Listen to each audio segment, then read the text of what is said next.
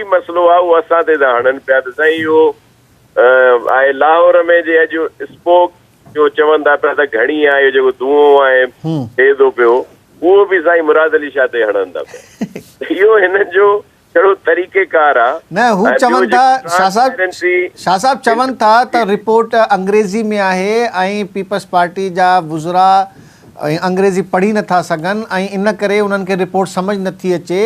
Corruption वारी जेका transparency international जारी कई आहे उन रिपोर्ट में अहिड़ी का शइ न आहे। चौधरी फवाद त ट्वीट करे चयो आहे त तव्हां रिपोर्ट सही तरीक़े सां पढ़ियो, उन में अहिड़ी का शइ न आहे।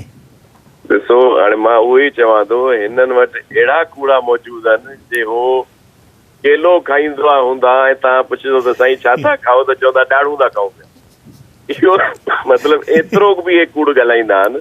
हाणे ट्रांसपेरेंसी इंटरनेशनल जी रिपोर्ट जेका आहे जंहिंखे इमरान ख़ान साहिबु पहिरियों वॾो चवंदो हो त ज़बरदस्त आहे एप्रिसिएशन ॾींदो जगह कोट कंदो बक़ाइदा। हाणे उन में ई आयो आहे सॼो कुझु त असां कहिड़े पासे ॾे वञूं पिया ऐं वधीक थी आहे हिते करप्शन त पोइ त उन्हनि सॼो हिननि खे पधिरो करे छॾियो आहे। ॿी ॻाल्हि इहा त प्राइम मिनिस्टर साहिब जेके पंहिंजा इहे जमा कराया टैक्सिस वग़ैरह जी हुकूमत अचण खां 1 साल पहिरियों जेको टैक्स ॾिनई उहो 1 लख ऐं कुझु रुपया हुया, तक़रीबन 2 लाख रुपया हुया।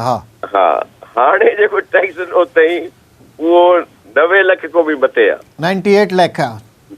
हा इहो कीअं वाधारो आयो? हे जेको हेॾो पारस आहे ईमानदार ऐं सिधो सौ जेको माण्हू आहे जंहिंखे चवंदासीं कोर्टुनि बि सादिक ऐं अमीन चई छॾियो, उहा कोर्ट बि साकिब निसार साहिब जी हुई ऐं उहे ॿियूं ॻाल्हियूं बि घणियूं साम्हूं अचनि थियूं पयूं। त हे हाणे ॾिसो था पिया त दड़का ॾियणु शुरू कया अथई त मां जॾहिं निकिरंदुमि त अञा वधीक ख़तरनाक थींदो। हाणे छा कंदो? चितो थींदो ॿियो छा कंदो?